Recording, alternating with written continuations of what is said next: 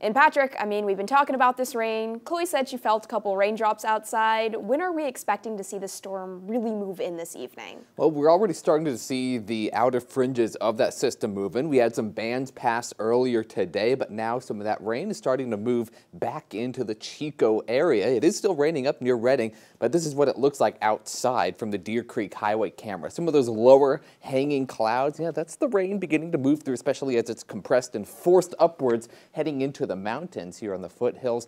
But overall, we will see that rain coming in over the next couple of hours, and the wind will continue to develop as we head into the evening. Although this is just the beginning. A wet pattern is settling in and will last through at least the middle of next week, with potentially more storms to come. This will increase our rivers and waterways in terms of the water height, so it will be a tough go for some areas around our region. Otherwise, tonight, temperatures dipping down to the mid to upper 40s across our area. This will be not moving too much in terms of temperatures right now because the clouds will keep us rather insulated this evening. Same thing for tomorrow. The clouds won't really part too much. Lower 50s across the valley, mid 30s to lower 40s out to the mountains.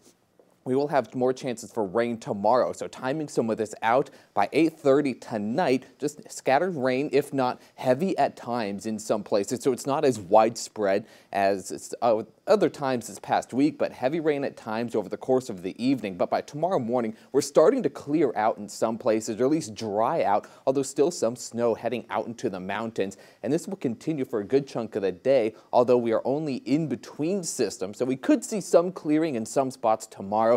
But another system is not far behind. That'll move in very late Sunday night into early Monday morning, bringing a wide swath of rain, more mountain snow, and that will continue at least until Tuesday. So here's what we have for rain totals going forward through Sunday evening. So this is just for the system coming tonight into tomorrow. We could see an additional inch of rain in parts of the valley to an inch and a half of rain in some other parts. So it's going to be a decent amount of rain coming over the next 24 hours. So this will put some pressure on our rivers and systems and waterways going forward. So there was a flash flood watch, I should say, in effect for our region through Wednesday, but there was also a winter storm warning in effect through 4 p.m. on Tuesday, just given some of the rain and snow that's on the way with very breezy conditions. 1 to 3 feet of snow will be possible. Wind-wise, we will see gusts between 45 to 50 miles per hour tonight, so not as strong as our last storm, but you will notice your windows rattling and some of that rain being blown into the sides of your windows this evening, and it's all coming from the south, but by tomorrow evening,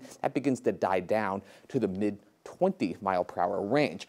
Wind advisory in effect for these winds coming through, some isolated gusts up to about 50 miles per hour. That'll last until about 1 p.m. tomorrow, but more windy weather and wet weather on the way through at least the middle of the week where we can be certain for what's going on.